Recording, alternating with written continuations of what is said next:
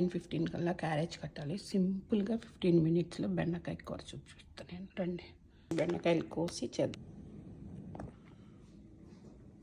ఇలా పట్టుకొని కోసేయండి. 1 ఇంచ్ ఇలా కట్ చేయండి. ఇలా బాండి పెట్టి 1 స్పూన్ ఆయిల్ వేసి క్యూమిన్, మస్టర్డ్, కర్రీ లీఫ్, ఆవాలు, జీలకర్ర, కరివేపాకు, చరమడి, పసుపు, కట్ చేసిన ఆమ్లెట్, ఉల్లిపాయలు, కట్ చేసిన బెండకాయలు కూడా వేసాను. 8:36 అయింది.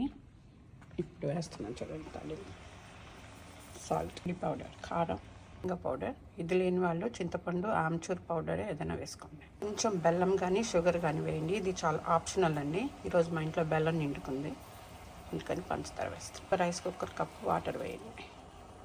కుక్కర్ విజిల్ పెట్టేసి 1 విజిల్ తీసుకురండి. ఎమ్మి కర్రీ రెడీ అయిపోద్ది. ఒక విజిల్.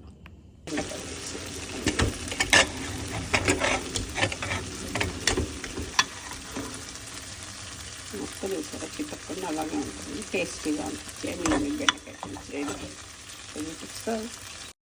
లేట్ ఈరోజు.